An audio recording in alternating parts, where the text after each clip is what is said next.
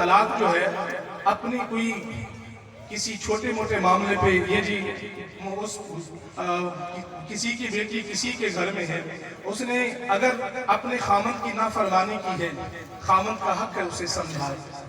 ادعو الی سبیل ربک بالحکمہ والموعظۃ الحسنہ، پہلا درجہ کیا ہے؟ حکمت سے سمجھایا جائے، سمجھانے کے بعد دوسرا درجہ موعظۃ الحسنہ ہے، اچھی اسے نصیحتیں کی جائیں، فرمایا پھر بھی نہ سمجھے، اگر شرعی احکام کی مخالفت کرتی ہے، شریعت کے خلاف بھی چلتی ہے، اب تو اسے حق ہے۔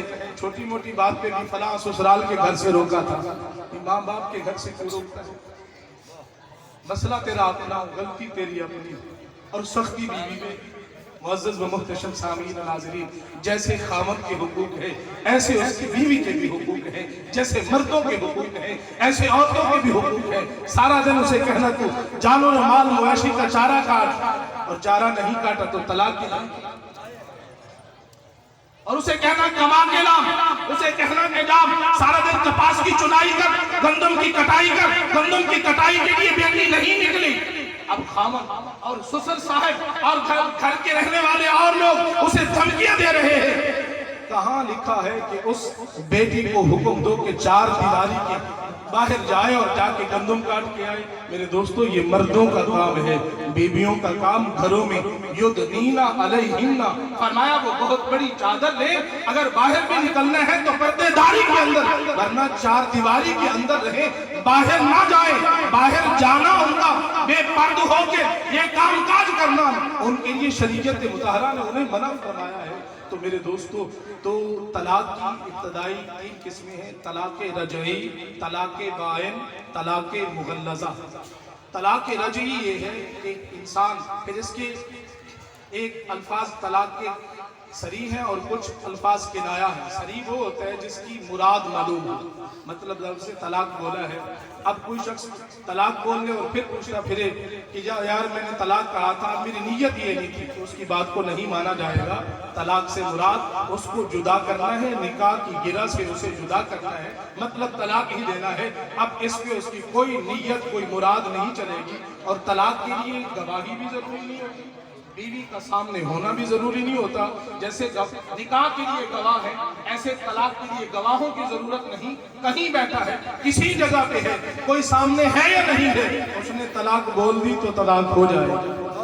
تو معزز و محتشم سامعین و ناظرین، ایک اگر طلاق دی ہے آپ نے بیوی کو، کسی شخص نے ایسا کہہ دیا میں نے اپنی بیوی کو طلاق دی ہے، تو پہلی ایک طلاق سے ہی اسے ٹائم پیریڈ دیا گیا ہے کہ 3 مہینے ہیں، مراد 3 طہر جو ہے 3 حیض، وہ عورت کو بیوی گزارے گی۔ جب وہ 3 حیضوں کے اندر اگر وہ 3 مہینوں کے اندر، اس کو یوں ہی سمجھ لیں، 3 مہینوں کے اندر اگر خامد رجوع کر لیتا ہے، رجوع کرنے سے فرمایا کہ وہ طلاق تو ایک جو اس نے تیر لگایا ہے یہ تو ختم ہو گیا، لیکن رجوع ثابت ہو جائے گا، اسے کوئی نکاح کرنے کی بھی ضرورت نہیں۔ اس کی وہ بیوی جیسے پہلے بیوی تھی ویسے ہی بیوی ہے، لیکن طلاق کا جو ایک تیر تھا، حق تھا، وہ خامد کا ختم ہو چکا۔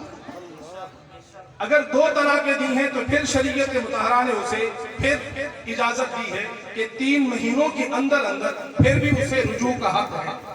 وہ پہلے مہینے میں کر لے، دوسرے میں رجوع کر لے، تیسرے میں رجوع کر لے، تو تب بھی رجوع کے ساتھ بیوی اس کے لیے حلال ہے، اسی طرح بیوی ہے، وہ نکاح سے باہر نہیں ہے۔